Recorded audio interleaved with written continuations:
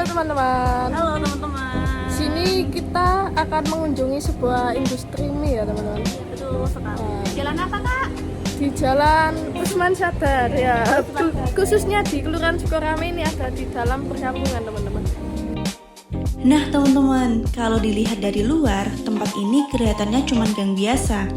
Tapi ternyata di balik gang ini ada sebuah industri yang masih aktif beroperasi. Walaupun lokasinya terbatas, kegiatan di dalamnya tetap berjalan normal, mulai dari proses produksi sampai aktivitas kerja sehari-hari. Selanjutnya, kita bakal tanya-tanya langsung nih ke ownernya, bagaimana meningkatkan kenyamanan karyawan di industri mie Sasun ini. Selamat pagi semuanya. Perkenalkan, saya Nareswari Cantia Palpi, akrab dipanggil Nares. Di sini saya akan mewawancarai singkat terkait proses kerja dan pengelolaan karyawan terhadap industri mie ini, yaitu mie Sasun. Saya bersama dengan ownernya mie Sasun. Bapak silakan perkenalkan. Iya, nama saya Haji Ahmad Syahid, pemilik UD Mie Sasun Megah. Adapun UD Mie Sasun ini saya dirikan pada tahun 1992 dan alhamdulillah sampai hari ini perusahaan kami tidak mengalami suatu hambatan yang istilahku yang hebat atau yang kurang di hati saya, dan alhamdulillah terus maju dan terus maju. Mulai awal produksi 5 kilo sampai hari ini alhamdulillah bisa per harinya 1 ton. Oke, baik. Berarti tahun berdirinya itu di 192 sampai hingga sekarang ya Pak? Iya. Boleh mohon tahu izin mempunyai berapa karyawan Pak? Untuk sementara ini punya karyawan 21 karyawan, itu bersama cabang saya di Bunga. Jadi cabangnya ada 2? Ada 2, di Gresik sama di Bunga. Apakah ada standar kerja atau target tertentu yang harus dicapai oleh karyawan? Ada Mbak, targetnya ya mulai jam kerja ya saya menggunakan ceklok kan. Jadi menggunakan ceklok itu manfaatnya itu baik sekali. Masalahnya apa?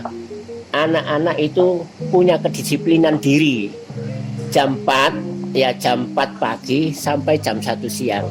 Itu cara kerja di perusahaan kami. Oh, seperti itu. Berarti maksudnya di jam berapa Pak? Jam 4 pagi. Jam 4 pagi. Oke, baik. Pertanyaan selanjutnya ya Pak. Bagaimana cara Bapak untuk mengatasi atau meningkatkan keterampilan karyawan agar kualitas produksi itu tetap terjaga? Itu langsung saja dari saya. Istilah pembelajarannya karyawan baru yang training juga saya sendiri. Masalahnya apa? Kalau saya sendiri itu lebih baik daripada anak yang saya percayakan untuk mempelajari karyawan yang baru tadi. Jadi langsung saya sendiri yang terjun di istilahku yang mempelajari karyawan itu sendiri. Yang baru, karyawan yang baru maksud kami. Langsung ke Bapaknya sendiri ya? Iya. Pertanyaan selanjutnya Pak. Bagaimana Bapak bisa membangun komunikasi yang baik dengan karyawan? Ya, gini Mbak ya, sebagai pimpinan itu jangan membedakan istilahnya saya lah yang punya, saya lah pimpinan, jangan sampai punya ada sifat yang segitu. Jadi istilah itu sebagai pimpinan, ya sebagai pimpinan itu harus sadar diri. Seumpamanya nggak ada pegawai, juga nggak ada pimpinan, nggak ada pimpinan juga nggak ada pegawai gitu loh. Jadi sama-sama jalan gitu. Jadi istilah itu karyawan ya dianggap saudara, saya ya sampai suruh istilahku bagi karyawan saya anggap bapak gitu aja. Jadi komunikasi antara karyawan dengan pimpinan sangat erat sekali. Baik, pertanyaan selanjutnya ya Pak. Menurut Bapak nih, apa yang memotivasi karyawan untuk bekerja dengan baik? Ini Mbak, ini pertama itu memotivasi karyawan itu bekerjalah yang baik, ini nanti kedepannya untuk kalian semua. Satu, barangkali sampean punya ide ya, istilahku gaya mie bisa, itu motivasi saya. Jadi dengan harapan keluar dari sini jangan sampai nganggur, punya istilahku punya terampil ya gitu, itu yang.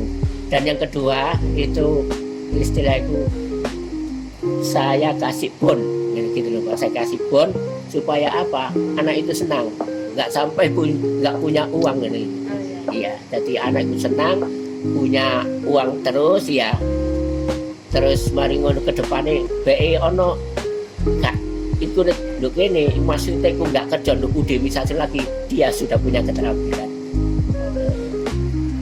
Oh, boleh tahu Pak, ini kalau untuk bekerja sini apakah ada hari libur atau hari apa gitu Pak? Ada.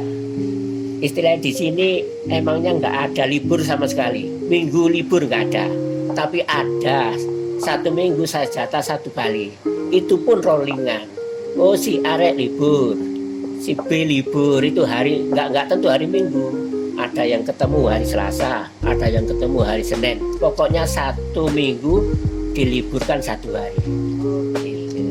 Untuk pertanyaan terakhir ya Pak, apa sih tantangan terbesar dalam mengelola sumber daya manusia di usaha mikro Misasun Bapak tersebut? Tantangannya itu ya banyak Pak ya, banyak. 1 itu persaingan yang nggak sehat ya. Suatu contoh, seumpamanya si Wulan itu mau jual mie, itu padahal itu konsumen saya. Terus ada jerakan 1 ya, ada jerakan 1 itu iming-iming uang. Ojo ngapain namisasin mo, ngapain omiku aja saya kasih uang, paling enggak saya pinjami uang. Ya itu tantangan yang itu. Dan yang kedua ada istilah tantangan itu kalau orang enggak itu main mistik lah gitu loh Mbak, ada itu. Tapi semua itu dihadapi dengan tenang, pikiran yang tenang, insya Allah berlalu. Nah teman-teman, kita bakal ngajak kalian untuk lihat proses pembuatan Misasun secara langsung. Dimulai dari pengadukan bahan baku, hingga proses penggilingan dari gilingan pertama sampai ke-4, lalu proses pemotongan mie sampai akhirnya terbentuk mie seperti yang biasa kita lihat sehari-hari. Pengelolaan sumber daya manusia yang baik membuat karyawan bekerja sesuai SOP. Hal ini berdampak langsung pada kualitas mie-nya. Sekian vlog dari kita, jangan lupa like, comment, share, and subscribe. And see you teman-teman, bye-bye.